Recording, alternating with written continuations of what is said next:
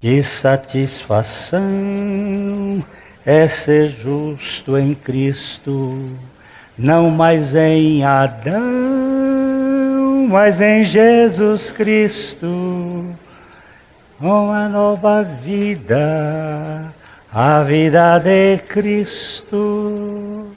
Eu fui atraído em Jesus Cristo, junto ao crucificado na cruz com Cristo. O de Cristo tenho vida abundante, a vida.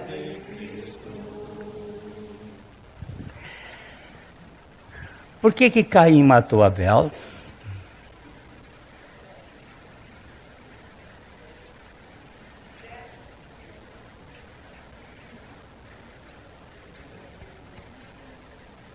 Caim matou Abel ou não? E por que ele matou Abel? Inveja. Você sabe por que a Bíblia diz? Porque ele era do maligno.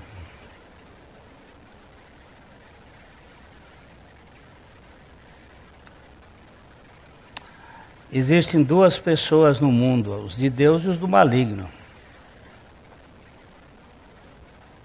Quem não é de Deus é do maligno. Quem não é filho de Deus é filho do diabo. Todos nós nascemos nesse mundo filho do diabo. E aí, por um milagre, Deus nos faz nascer de novo, sermos filhos de Deus. Existe uma guerra no mundo contra os filhos de Deus.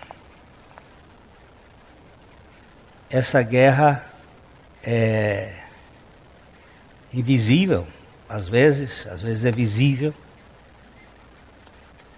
E alguém falou inveja, é isso mesmo. A gente não aceita a graça. E nós precisamos fazer uma questão chamada discernimento. Discernimento é a capacidade dada pelo Espírito, é um dom do Espírito, para discernir entre uma coisa e outra. Discernir preto e branco é muito fácil. Agora, discernir uma roupa lavada com sabão de dicoada, e agora vocês não sabem nem o que eu estou falando, você sabe, né? Sabão feito de cinza. Esse aqui conhece. E homo, às vezes a gente não sabe, mas um fica mais amarelo. E aí você olha e às vezes parece branco, mas não é branco. Eu sou filho da filha do Equador. Piauí, terra querida, filha do Equador. Pertence-te a nossa vida, nosso sonho, nosso amor.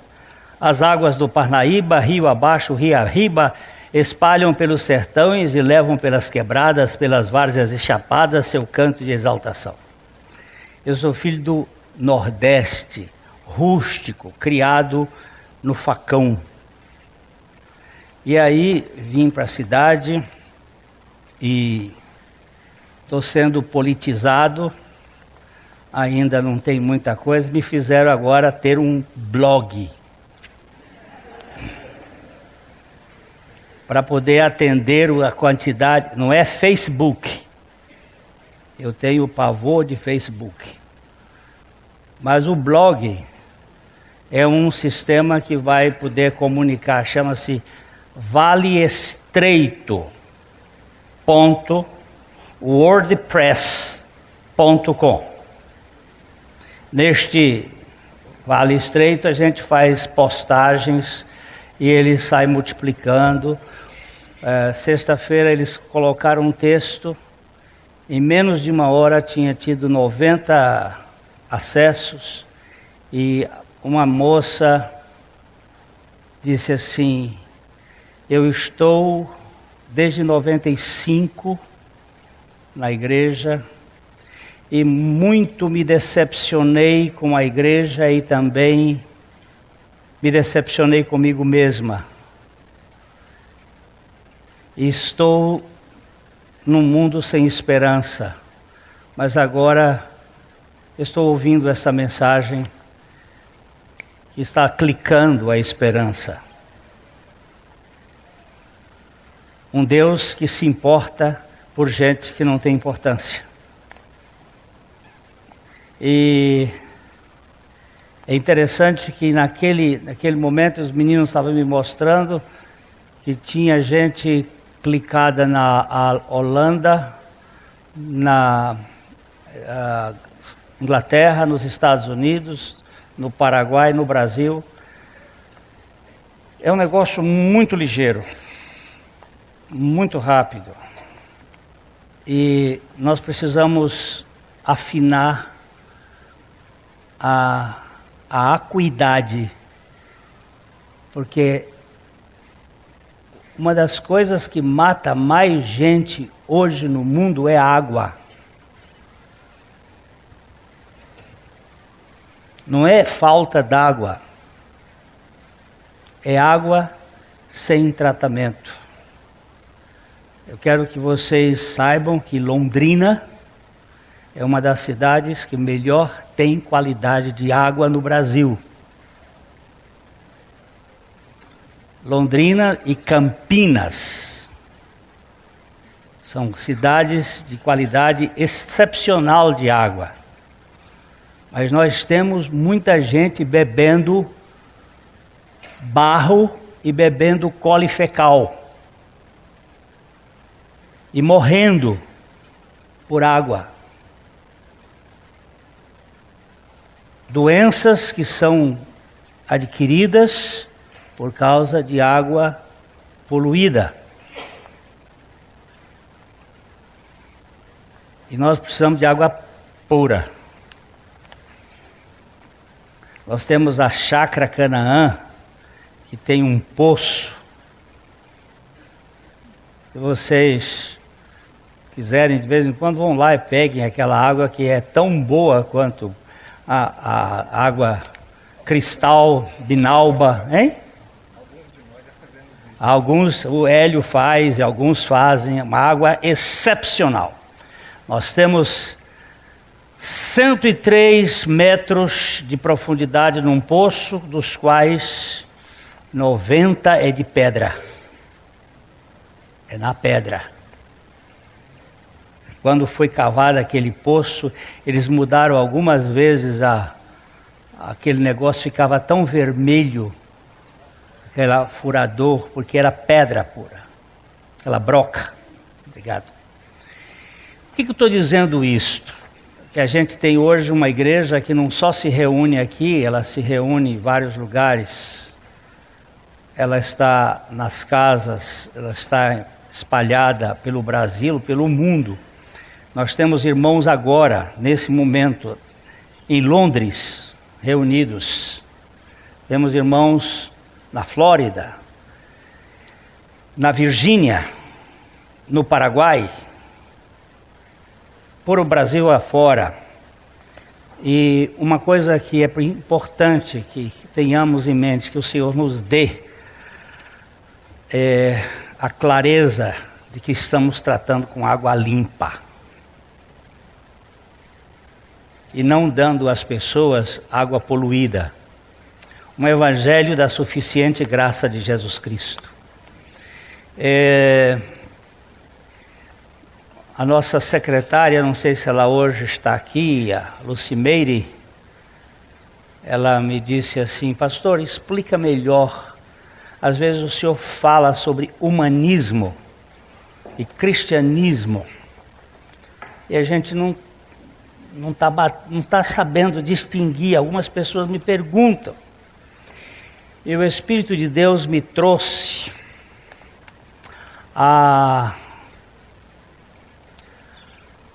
eu não gosto dessa palavra encargo, mas me trouxe o privilégio de poder tratar com a igreja durante uns 7 domingos sobre as 7 igrejas do Apocalipse, que, ao meu ver, elas são igrejas locais, que ficavam naquela região onde hoje é a Turquia, a Ásia Menor. Eram igrejas que apresentavam certas características da região, da localidade, mas também eram igrejas que têm uma visão histórica. Eu queria que você me colocasse Apocalipse, capítulo 1, versículo 19, aqui na nossa tela. Eu tenho bastante paciência, sei que não vai ser, talvez em 7 domingos nós não completemos o projeto todo, mas vamos tentar. Apocalipse capítulo 1, verso 19 diz, escreve. Jesus estava falando para João. O Apocalipse é uma revelação de Jesus ao seu discípulo João depois de sua ascensão. Provavelmente é a última linguagem dada do Novo Testamento para trazer à luz. Escreve, pois, as coisas que viste. Viste está no passado. As que são, está no presente. E as que hão de acontecer depois destas. Então o livro do Apocalipse é uma linguagem que trata de coisas que já aconteceram, que coisas que estavam acontecendo e que coisas que iam acontecer. Dr. Reinaldo Purim foi meu mestre no seminário, por quem eu tenho a maior admiração pela sua singularidade, pela sua peculiaridade, um homem, talvez a pessoa mais culta que eu já tive aos pés, e ao mesmo tempo a pessoa menos exibida que eu já vi na vida. Nunca vi alguém tão simples quanto o Dr. Reinaldo Purim. E por causa dessa questão eu fui um provocador dele lá no seu gabinete. Eu instigava porque ele não soltava se você não fosse puxar. Ele disse para mim uma vez, meu filho, Apocalipse é livro de criança, mas é um livro de filosofia da história.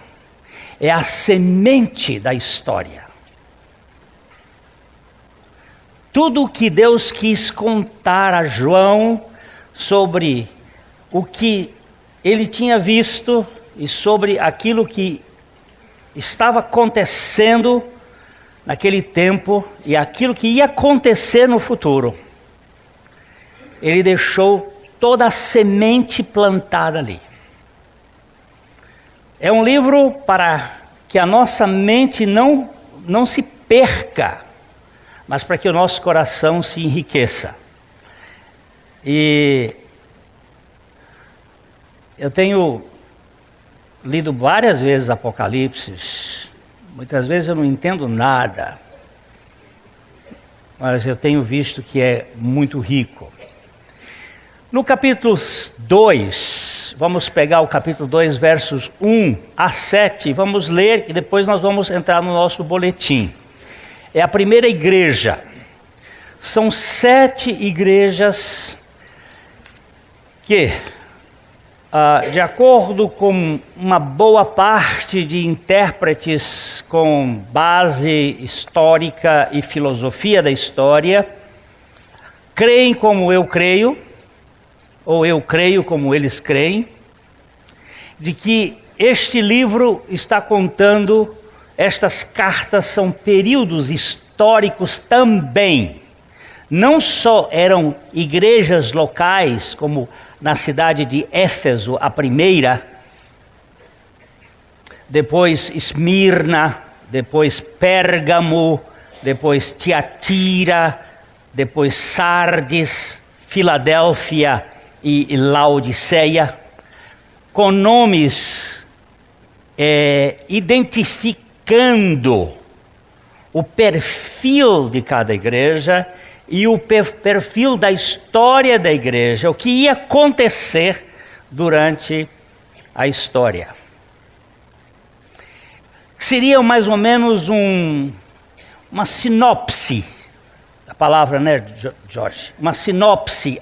Antes de contar tudo, ele reteve algumas informações. Então, a igreja de Éfeso seria, então, a primeira e o primeiro período da história. Ele diz assim: ao anjo, ao mensageiro, parece que este termo poderia ser dito assim, na forma como é dita no espanhol, ao lideraço, ao conjunto de mensageiros, que fosse mais um conceito da pluralidade dos líderes da igreja. Lembra-se que a igreja do Novo Testamento não tinha pastor individual, tinha o presbitério, um conselho. Esta palavra poderia estar ligada assim ao lideraço da igreja, a liderança da igreja em Éfeso. Escreve: estas coisas diz aquele que conserva na mão direita as 7 estrelas. As 7 estrelas é exatamente os 7 grupos de pregadores, de anunciadores do evangelho, e que anda no meio dos 7 candeeiros de ouro. Os candeeiros estão se referindo à igreja. O candeeiro está se referindo ao candelabro. Um pequeno parêntese aqui. O candelabro em Israel era uma peça toda feita de ouro batido. Não era feita em forma, mas cinzelada, que tinha 7 hastes. Em cada haste lateral, ela tinha um botão, uma flor e um fruto. Um botão, uma flor e um fruto. Um botão, uma flor e um fruto. O fruto normalmente era uma romã. Nós não vamos entrar aqui nos tipos do Velho Testamento, mas são lindos. Se você contar, você vai verificar assim: no primeiro braço tem 3 de 3. Um botão, uma flor e um fruto, 3. 1, 2, 3 grupos de 3. Botão, flor e fruto. Botão está falando do Pai. Flor do Filho, fruto do Espírito. Realidade de revelação. 3 vezes 3, 9. Em cada braço tem 3. Então, 3, 9, mais 9, mais 9, 27. No meio existe, em vez de 3, 4. São 12. 27 com 12, 39. E 39 com 12, 66. Quantos são os livros da Bíblia? 69. Hein? Não, peraí.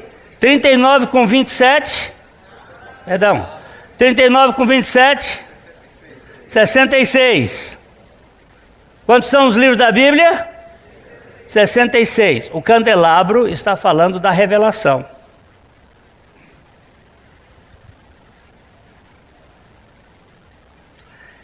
E haviam 7 candelabros referindo-se às 7 igrejas ou às 7 revelações daquilo que a Bíblia chama de povo de Deus, tanto no Velho Testamento, que era chamado Israel, quanto no Novo Testamento, que é chamado de igreja ou o Israel de Deus.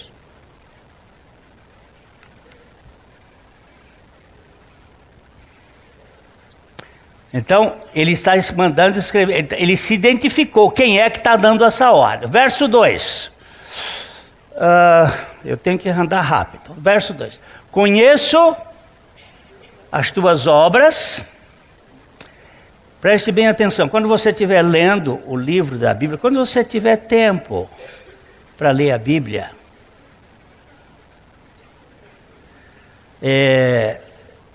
que você achar que Salve Jorge não é tão importante assim, mas sim aquele que salva o Jorge, aí você vai ter tempo para ler a Bíblia. Quando você tiver tempo, você veja e pegue, ele vai sempre dizer, conheço alguma coisa. A Éfeso ele diz, conheço as suas obras. A Esmirna ele diz assim,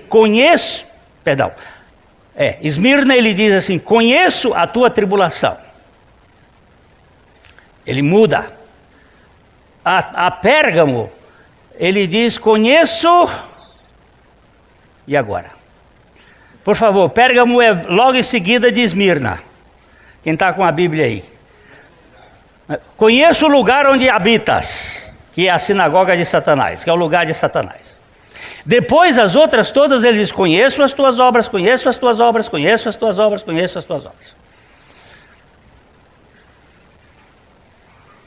Conheço as tuas obras, tanto o teu labor, como a tua perseverança. Era uma igreja que trabalhava e perseverava, e não pode suportar o quê? Homens maus. E tem homem bom? Mas tem homem pior, tem Caim e tem Abel, que não pode suportar homens maus e que puseste à prova os que a si mesmos se declaram apóstolos.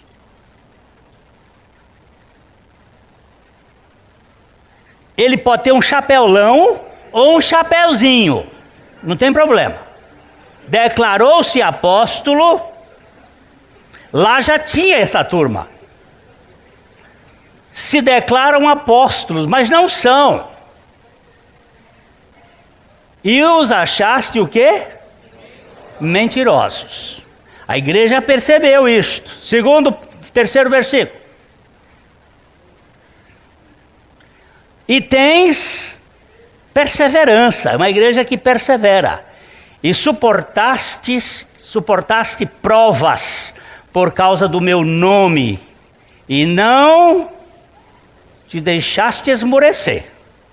É uma turma que, na hora da prova, já volta para trás. Verso 4, de onde nós vamos partir. Vamos ver. Tenho, porém, contra ti, que abandonaste o teu primeiro amor. Poxa! Uma igreja tão boa, mas abandonaste o teu primeiro amor. Versículo 6, 5. Lembra-te, pois, de onde caíste, arrepende-te e volta à prática das primeiras obras. E se não, eu venho a ti e moverei do seu lugar o teu candeeiro, caso não te arrependes.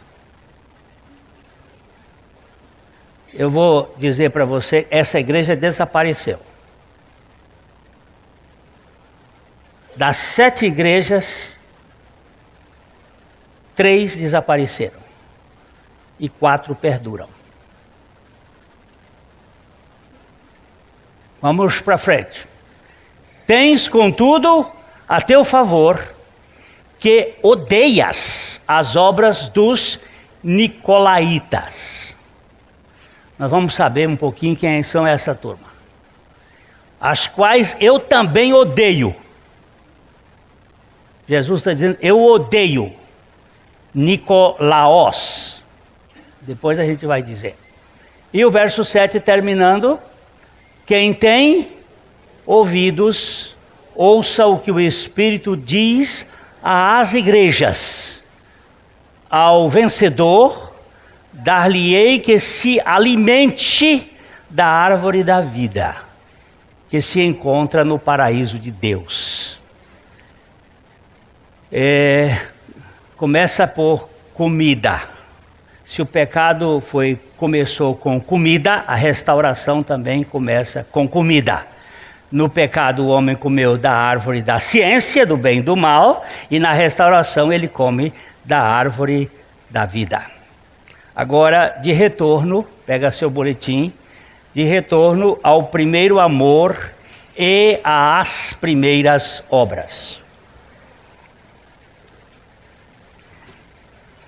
Vamos lá, leiam comigo.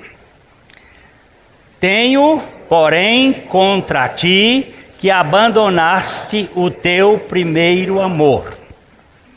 O livro de Apocalipse revela 7 igrejas paradigmáticas. São igrejas marco e ainda marcantes. Tudo faz crer que essas igrejas aqui abordadas apontam para 7 períodos diferentes da história eclesiástica. Da igreja de Éfeso, a primeira, até a de Laodiceia, a última, temos uma visão histórica das eras que culminam com a plenitude dos gentios. Deixa eu só dar uma paradinha aqui. Plenitude dos gentios é um tempo que Paulo se refere no capítulo 11, verso 25 de Romanos, como o fim de uma era. Dali para frente, Deus vai tratar com o povo judeu. O relógio de Deus está marcado com o povo judeu de uma maneira muito específica em 490 anos. Não é assunto nosso, mas nós já nos referimos aqui que tem 490 anos que Deus marcou por causa dos chamados grilos, gafanhotos. O gafanhoto migrador, o gafanhoto comedor, o gafanhoto movedor. São os 4 tipos de gafanhotos que existem neste mundo. Gafanhoto come coisa verde. A Bíblia está usando paráfrases a respeito de obras malignas. Se você ler o livro do Apocalipse, de dentro do poço onde caiu uma estrela, saíram seres como gafanhotos. Gafanhoto, nessa figura bíblica, são espíritos devoradores de gente, que come pó, serpente, a obra da serpente. Vai chegar o limite, pá! Começa então um outro momento de julgamento de Deus. Estamos quase no momentinho da trombeta. E aí vai entrar o outro relógio para contar a 70ª semana dos judeus. Isso é só para você ficar. Tem muita gente, pastor, eu não sei nada sobre escatologia, nem eu. Eu sei em quem tenho crido. E estou bem certo de que Ele é poderoso para guardar o meu depósito até o dia final. E eu estou esperando Ele a qualquer hora. E a mala está pronta e o passaporte já está carimbado. Viu? É isso que eu não queria dizer. A igreja de Éfeso distingue o período apostólico. vai do Pentecostes até o final do século I e durou cerca de 70 anos. Foi um tempo de afinação, pois os judaizantes, cristanoides de descendência judaica, que judiavam o povo de Deus impondo as práticas arcaicas do mosaísmo ultrapassado e por razões implicantes viveram infiltrados no seio da igreja cristã como se cristãos fossem, dando muito trabalho até os dias de hoje eles dão. Quem eram estes judaizantes? Era uma turma que tinha aceitado Jesus como Salvador.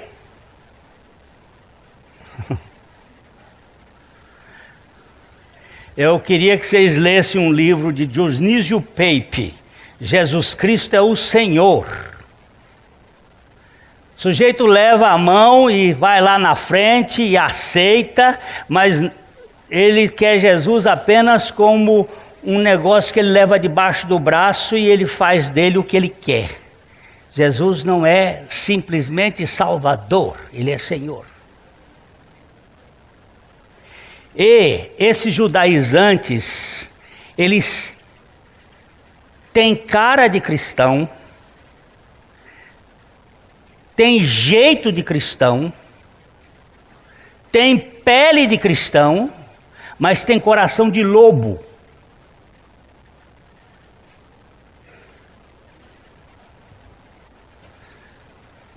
Eles são lobos destruidores. Você olha assim, ele está com a pelona de cordeiro, mas quando você cutuca, em vez dele dizer mé, ele faz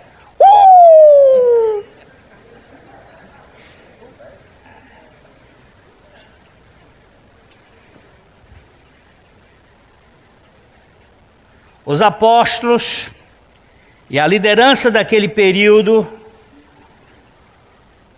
tiveram grande luta contra esse sistema de castas e de hierarquias que foram denominados de nicolaítas. Parece que o termo define as ambições dos seus promotores, aqueles que dominam o povo. Tudo indica que esses nicolaítas foram os mentores do clero, a elite, enquanto o povo era visto como os leigos, uma casta superior. Depois vocês vão verificar que essa casta usa escarlate como cor principal.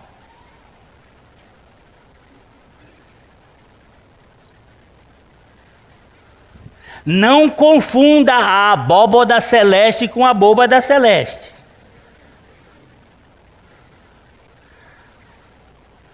Mas às vezes há um disfarce, mas há uma casta.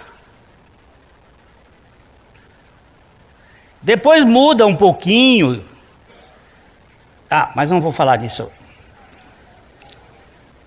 A igreja de Éfeso bateu de frente contra essa turma, combatendo os falsos apóstolos que sempre se disfarçaram em ministros de justiça e que sobrecarregam as pessoas com os seus estatutos, regras, cerimoniais, ritos, usos e costumes, gerando submissão por medo, obediência por vergonha, compromisso por meio de culpa, missão por dever e presença nas reuniões através de interesses que visam a vantagem dessa liderança inescrupulosa. 5 coisas. Olha aqui. Obediência, submissão por medo. Obediência por vergonha. Compromisso por meio de culpa, missão por dever, Presença nas reuniões através dos interesses que visam as vantagens dessa liderança inescrupulosa. Eu tenho 3 filhos. Um mora em Curitiba, um mora em São Paulo, outro mora em Valinho. Eu nunca peço para eles virem visitar os velhos. No dia que eles quiserem visitar, eles venham. Se eles vierem por causa de obrigação, eles fiquem lá. Se eles vierem por causa de medo de ficar, pois eles fiquem lá. Eu não quero botar cabresto nos meus filhos. E outra coisa, um membro dessa igreja nunca vai ser coagido a participar das atividades dessa igreja por meio de qualquer suposto interesse ou jogo de propostas humanistas. Ele vem porque ele é livre, e porque ele é livre e movido pelo amor, ele se reúne. E também não convidamos ninguém de qualquer outro lugar, porque é desonesto.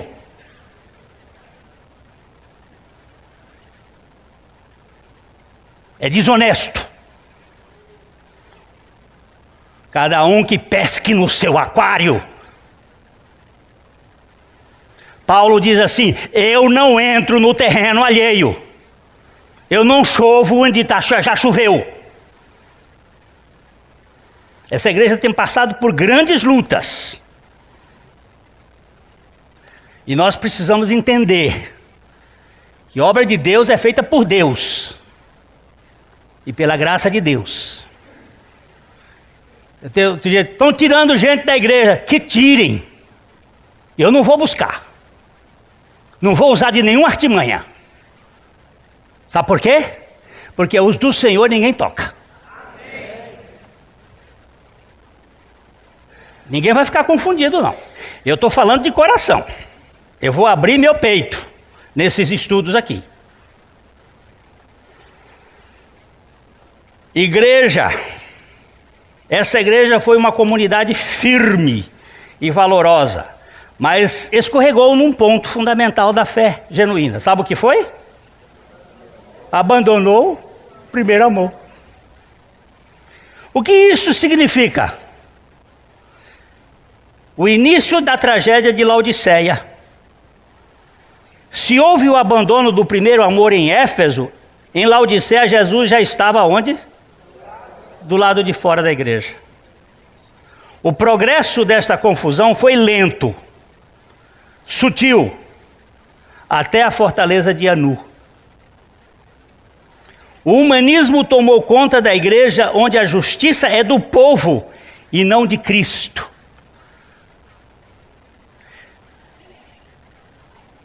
Eu vou abrir as caixas pretas.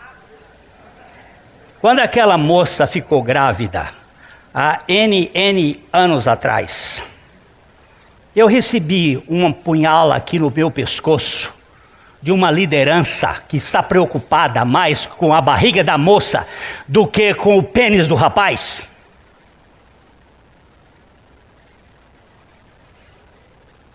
E disse assim: temos que excluí-la. Digo, junto comigo.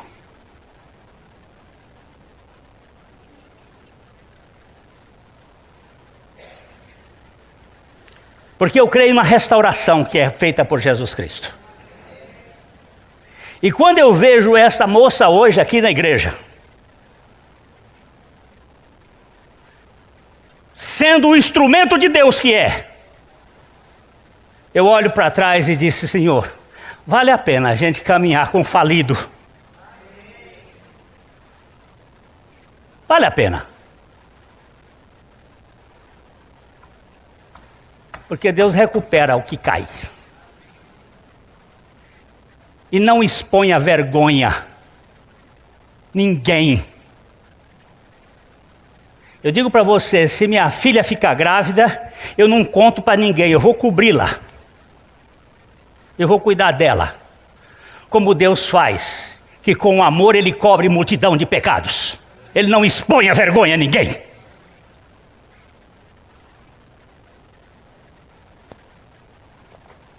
Ele restaura vidas.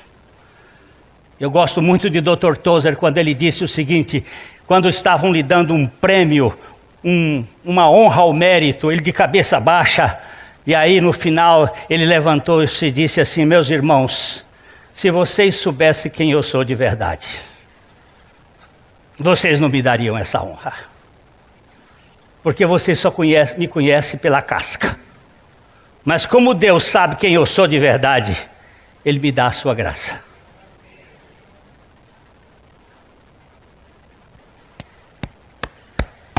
Essa semana um irmão querido chegou e disse assim: pastor, eu quero abrir meu coração aqui com você.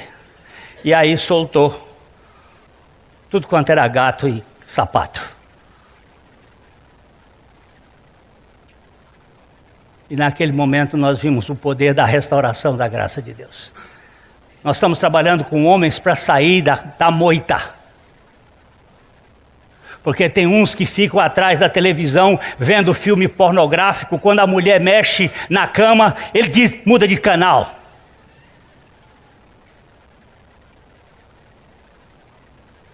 Você está pensando que Deus não está vendo isso? Para quê? Para julgar você?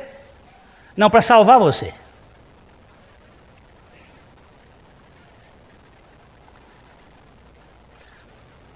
Babel, ou Babilônia, é um projeto teomaníaco muito antigo de Nimrod, descendente do amaldiçoado cão, que visa em seu ofício caçar ante a face do Senhor as almas distraídas com a confusão das aparências. Queria que nós lêssemos Gênesis 10, 9.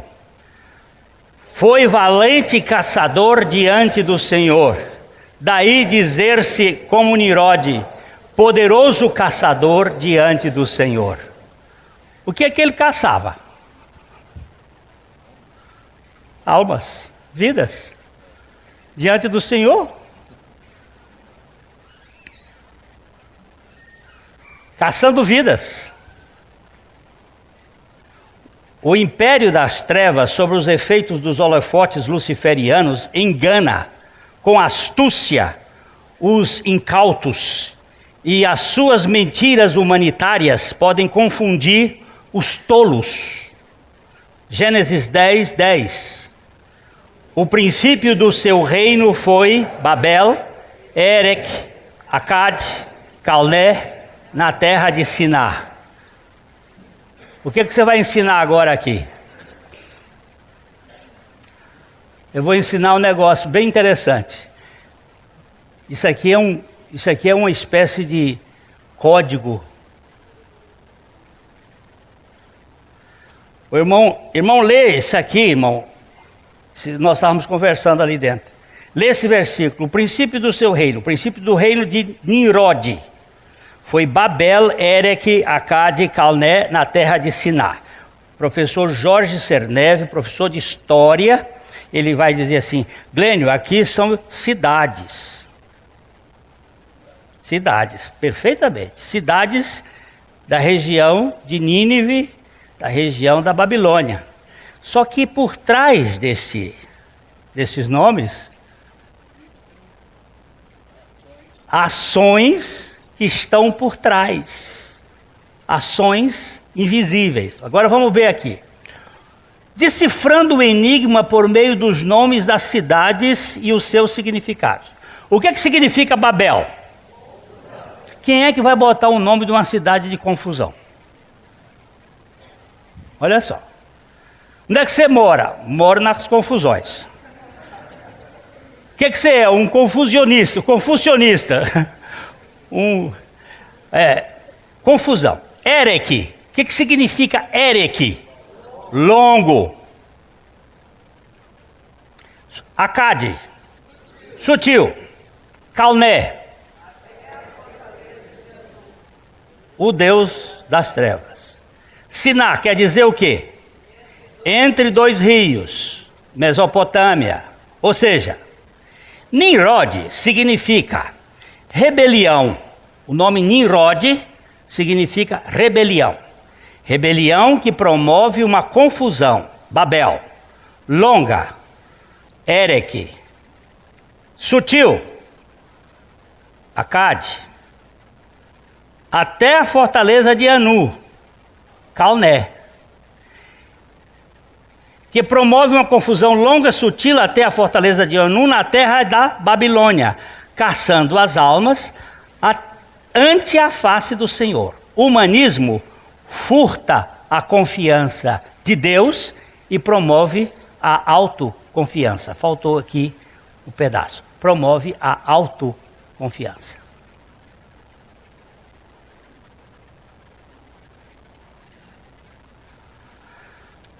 Confiança em Deus nos traz dependente. Autoconfiança nos faz... Diga aí, professora. Fala. Confiança em nós mesmos. Confiança em nós mesmos. Para o Senhor Jesus, o programa da serpente introduzido no Éden tem Satanás como técnico do humanismo teomaníaco por detrás dos panos. Vamos ler Marcos 8:33. Jesus, porém, voltando-se e fitando seus discípulos, repreendeu a Pedro e disse: Arreda, Satanás, porque não cogitas das coisas de Deus, e sim das dos homens. Que histórico foi esse? Jesus perguntou: o que vocês acham a respeito de mim? O que estão dizendo aí? Aí uns dizem que tu és Jeremias, outros dizem que tu és Elias, outros dizem que tu és um dos profetas. É isso que estão conversando por aí. E ele disse: e vocês? O que vocês acham? Pedro disse: olha, o que eu tenho observado é que tu és o Cristo, o Filho do Deus vivo. Aí Jesus disse para Pedro assim: Pedro, não foi você quem descobriu isto. Quem falou isso foi meu Pai que está nos céus. Meu Pai te contou isso, que tu és o Cristo. Eu também te digo que tu és uma pedra, um pedregulho, e sobre esta rocha que tu acabas de dizer agora, eu edificarei a minha igreja. Não é Pedro que é a rocha, nem é o Papa que é a rocha. A rocha é Cristo. Cristo é a rocha. E cada um de nós somos pedras vivas da construção do templo. Quando os discípulos de Jesus chegaram para Jesus e disseram assim: olha que belo prédio, quão lindo.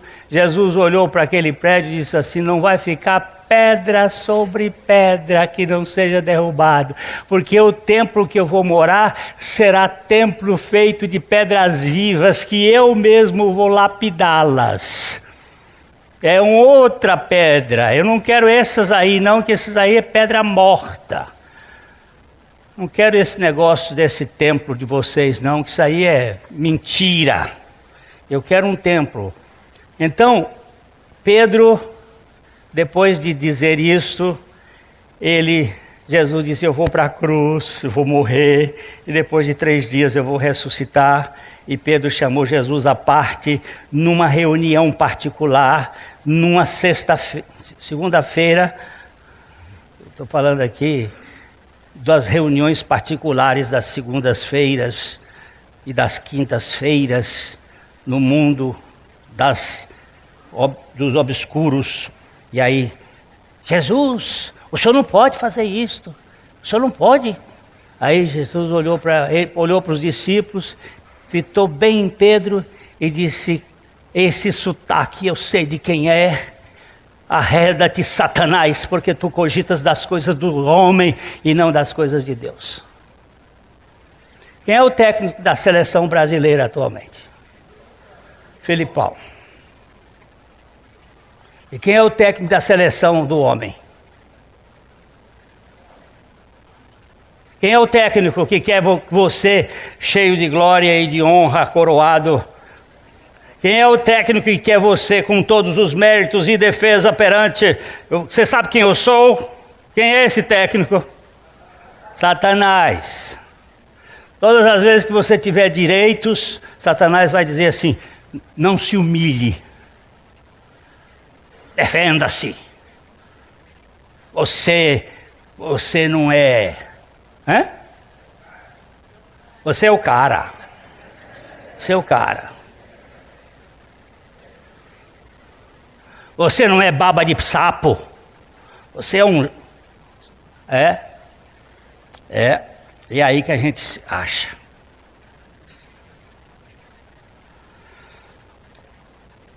Nesse projeto satânico vê-se o homem como a medida de todas as coisas. Não é Deus, não é a Deus que damos toda a glória. Aqui o fim principal do homem não é glorificar a Deus e gozá-lo para sempre. Lentamente o ser humano e a comunidade vão aos poucos aparecendo e tomando o lugar da Trindade por entre as linhas de uma pseudo-espiritualidade. Eu vou dizer uma coisa quando a igreja de Éfeso esqueceu o primeiro amor, ela começou a ter na igreja a valorização. E eu vou argumentar rápido porque o tempo urge. De acordo com Jesus, o primeiro e maior mandamento é: amarás o Senhor teu Deus de todo o teu coração, de toda a tua alma, de todas as tuas forças e de todo o teu entendimento. Aqui está o fundamento legítimo da fé evangélica. Logo, abandonar este amor é fatal, por mais sinceros que sejam os objetivos. Quem é a causa de nossa vida? Deus. Porque para quem vivemos? Para Deus, para gozá-lo, para glorificá-lo. Não é para satisfazer minha mulher, nem meus filhos, nem a igreja, nem ninguém. É para satisfazer a Deus, a glória de Deus. A glória de Deus. Quando você toca aqui, minha filha, é para quem que você toca? É para o Canaã? É? Se for para o Canaã, larga isso. Deixa o Canaã cantar sem música.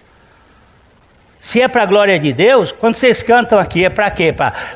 É para a glória de Deus? Então é para a glória de Deus. E se alguém chegar e disser assim, ó, eu não quero que você fique mais aqui. Vai embora, senta no cantinho e fica quietinho aí.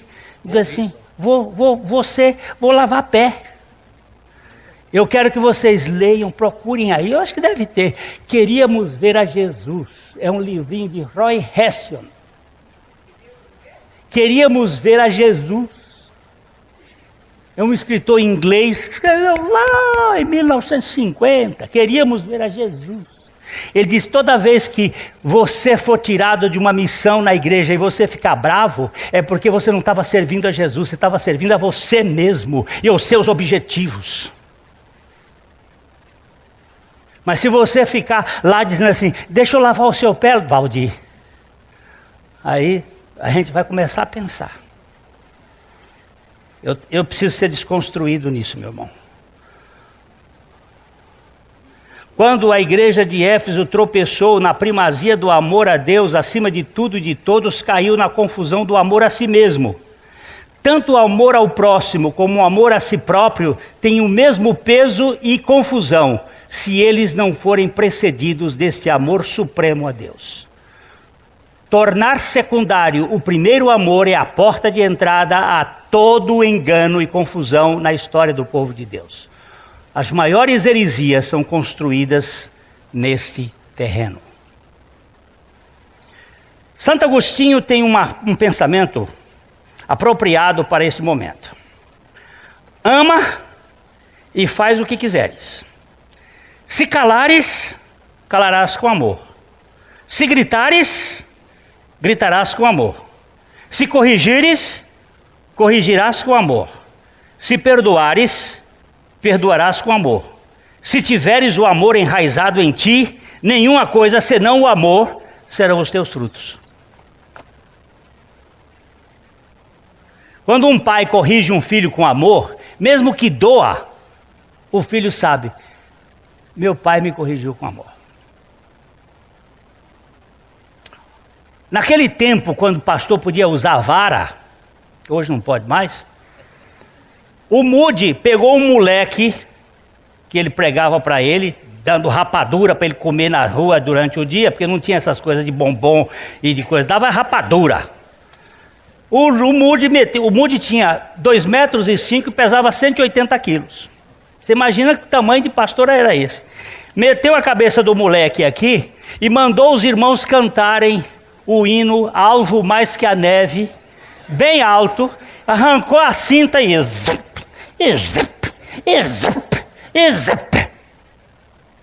hoje, o pobre do Moody ia.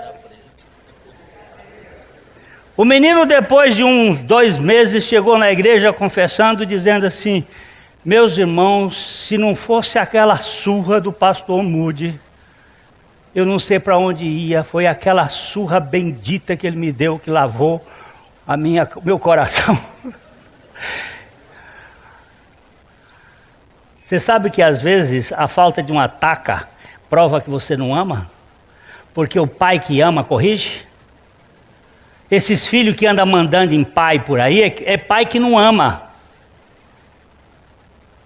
Não sabe ter limite, tudo medrosos, fracotes e com medo de imprensa. Não, vai para o quarto e mete a vara. Mas não é para meter para desancar, não, é a vara com amor. E corrige esse bicho, porque senão esse bicho, eu não me importo se vem a Rede Globo aqui, se vem quem quiser.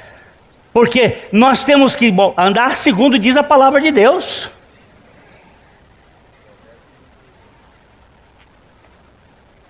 Benditas vezes que Deus tem me dado cada supapada com amor. Talvez eu seja ousado ao extremo em acrescentar um substantivo aqui nesta frase do doutor da graça, mas vou fazê-lo. Ama Deus e faz o que quiseres. Não é só ama sozinho, viu Hélio? Ama sozinho, ama o quê? Ama Deus e fazes o que quiseres. Se você ama Deus, agora vai adulterar, meu filho. Nem pensar. Você ama Deus, vai roubar. De jeito nenhum. Pronto. Agora você ama Deus, eu vou precisar pegar um bocado de regra. Não vai ver televisão. Ritual. Não, ama Deus. E faz o que quiseres.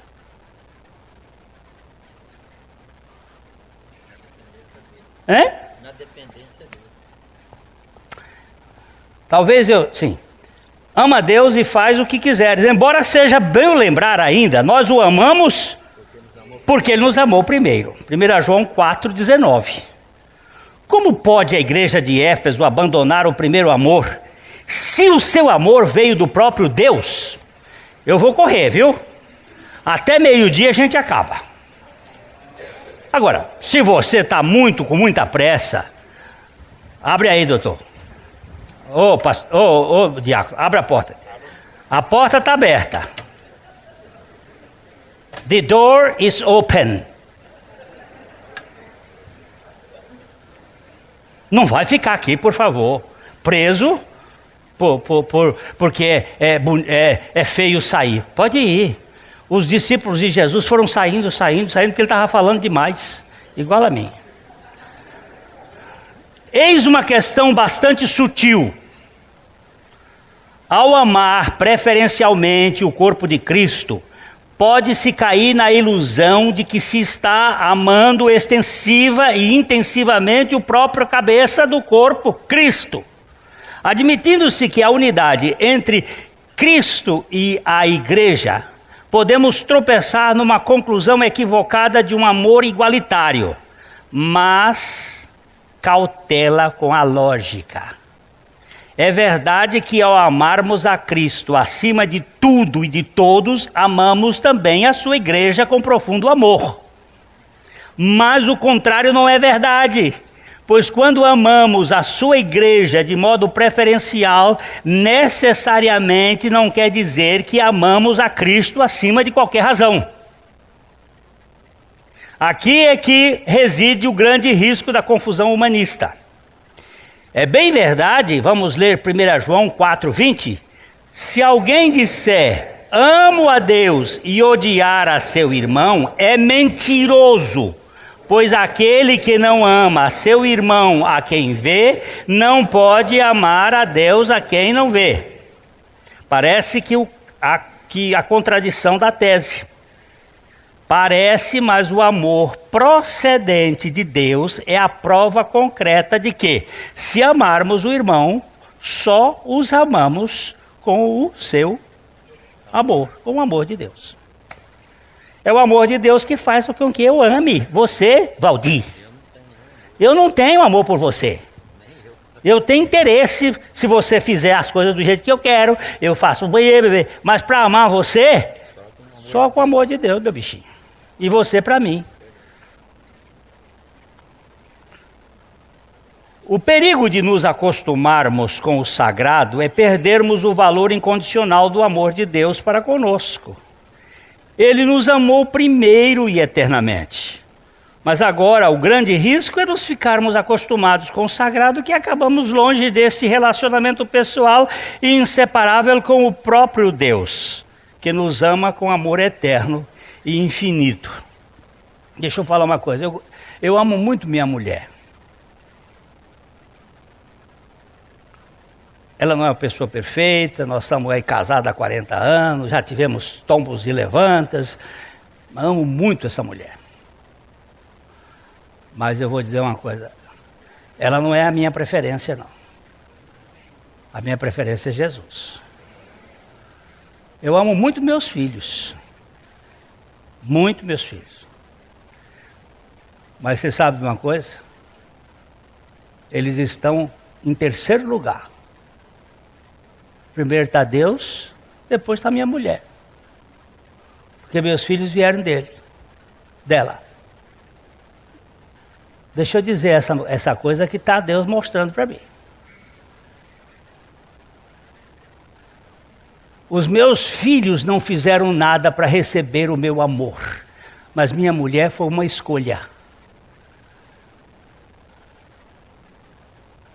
Um filho natural é menos do que um filho adotivo. Agora engula esta. O filho natural veio do seu relacionamento carnal. O filho adotivo veio de um amor que você teve por ele. E Deus me amou. Agora você vai ter que sustentar esse negócio aí, porque é maior. O amor de escolha é maior do que o amor que não tem jeito. Nasceu.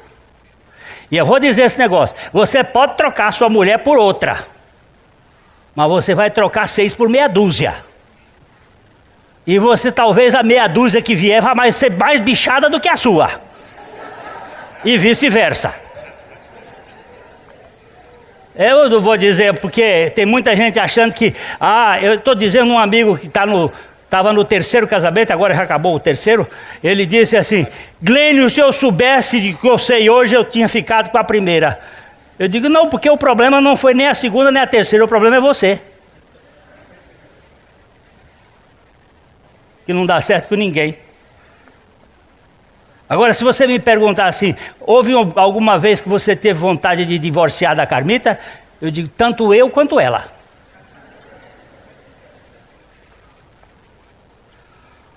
E eu preciso saber que eu não posso me acostumar com o sagrado. Eu tenho que me acostumar, nem me acostumar. Eu tenho que me admirar do amor incondicional de Deus para comigo. Abrir a boca assim, como é que o senhor pode não desistir de mim? Supondo que, ao amarmos preferencialmente os irmãos, estamos amando intensamente a Deus, podemos elaborar a heresia de que a salvação está na igreja, como aconteceu no passado com a Igreja Católica, e hoje, na prática, o fato de que a comunhão da igreja acaba substituindo a relação amorosa e pessoal do filho com o seu pai. Às vezes, é a igreja. Sim, a igreja é importantíssima. Mas é o pai. Quanto tempo você... Não me responda. Só pense. Quanto tempo você fica com seu pai por dia? Na palavra e na oração. Nós vamos estudar lá mais adiante, no outro dia, dizendo o seguinte: uma das evidências de que Deus é importante para você é o tempo que você fica com Ele. Caso contrário, ele é importante, você faz dele algo como se fosse um servo para fazer a sua vontade. Eu vinha pedindo Deus para fazer uma coisa para mim, pedindo, ele disse, por que você quer isso? Eu disse, vai me ajudar. Ele disse, e eu não basto? Então, assunto encerrado. Vamos continuar nós dois.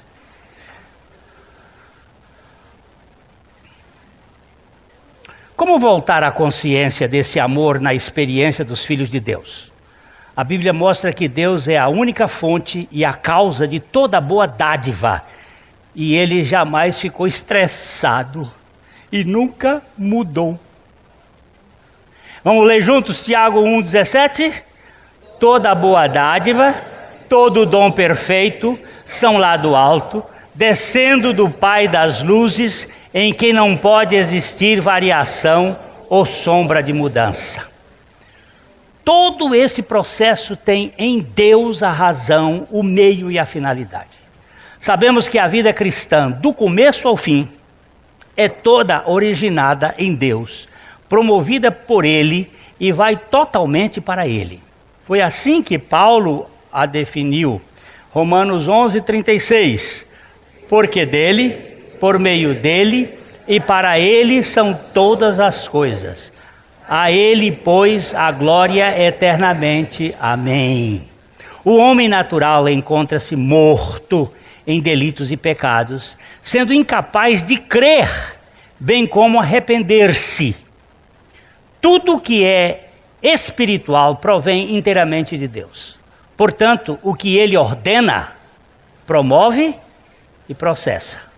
Logo, ao afirmar, arrepende-te e pratica as primeiras obras, Apocalipse 2,5, é porque ele nos... Eu trocaria assim, porque ele nos inclina e nos capacita para isso. Muda a ordem, ele nos inclina e nos capacita para isso. Quando eu volto ao estágio do primeiro amor, é porque fui reconduzido por aquele que me ama loucamente e me quer no convívio dos seus afetos incondicionais. Não sou capaz de me voltar para Deus sem que o próprio Deus queira me atrair para a sua comunhão e assim me sequestre, entre aspas, graciosamente para si mesmo. Eu não queria, mas ele me quis. E de tanto me querer, eu acabei querendo um pouco. Eu não te queria, meu Deus. Ele disse, mas eu te quero. Eu te quero. Somente o Deus soberano, que me ama soberanamente, pode capturar o meu coração volúvel como uma biruta tonta e distraído com muitas coisas para esse relacionamento vivo e pessoal com Ele. O amor incondicional do amado é a causa do meu amor por meu amado, gerando o retorno ao primeiro amor e à prática das primeiras obras. A vida cristã começa em Deus, na eternidade, passa pelo tempo, na história, e continua por toda a eternidade centralizada na suficiência eficaz e eficiente do próprio Deus. Toda a salvação do ser humano vem dele, passa por meio dele e vai para ele. Você sabe como é que eu vejo quando uma pessoa encontra essa coisa? É assim, ele faz assim, meu pai, tem um espírito de gratidão que não tem mais tamanho. Ele se prostra agradecido, meu pai, como foi? Quando ele não tem isso, ele fica todo revoltado. Mas por quê? Eu não. Por quê? O outro não. Por quê? Larga de ser idiota. Fica quieto. Porque às vezes um chegou primeiro e o outro chegava depois.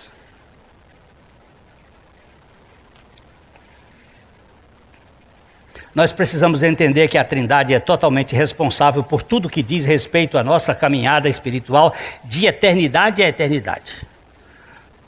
No Evangelho, a Trindade faz tudo pelo homem e faz o homem fazer tudo o que lhe cabe por meio dela. Agora eu quero que você entenda esse pedacinho aqui. Deus faz tudo e você faz tudo. Como é que pode ser isso? Nós precisamos, sim, Como dizia o pregador e teólogo do século XVII, Jonathan Edwards, na graça eficaz, nós não somos meramente passivos, nem ainda Deus faz uma parte e nós o resto. Mas é Deus quem faz tudo e nós também fazemos tudo. Deus produz tudo em nós e nós agimos, fazendo tudo o que Ele opera em nós e através de nós. Esses homens que têm uma capacidade de dizer as coisas de uma maneira maravilhosa, quebra o coração da gente. Eu não queria, mas Ele me quis, Ele me fez o meu querer, de ter boa vontade de querê-lo.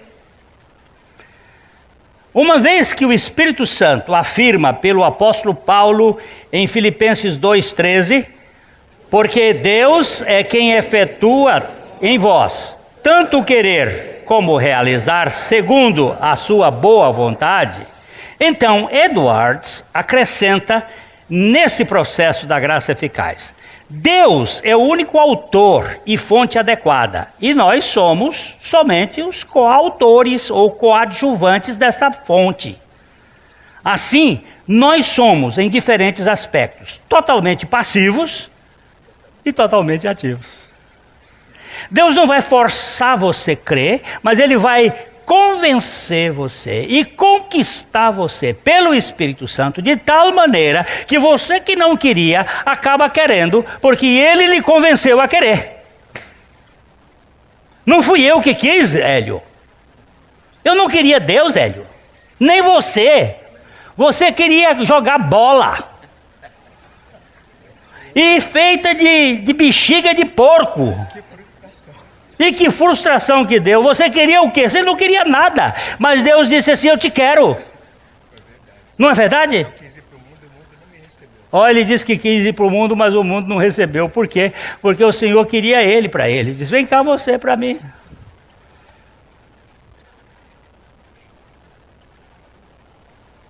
Sendo assim, o retorno ao primeiro amor e às primeiras obras significa o estado de graça em que somos totalmente dependentes da suficiência divina e por isso inteiramente passivos, sendo porém ao mesmo tempo completamente ativos, fazendo sempre aquilo que somos movidos e habilitados pelo poder soberano da Trindade em nossas vidas.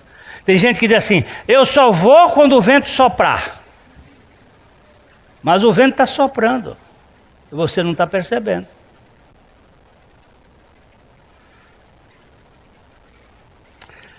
De retorno ao primeiro amor e às primeiras obras, fala desse chamado eficaz aos filhos de Deus que se envolveram com o humanismo travestido de cristandade, para finalmente desembaraçá-los de suas teias insidiosas, fazendo-os dependentes inteiramente da suficiente graça da Trindade divina. Aleluia e amém. A mensagem que você acabou de assistir faz parte do Ministério de Comunicação Palavra da Cruz. Temos um grande acervo de estudos bíblicos em áudio e vídeo.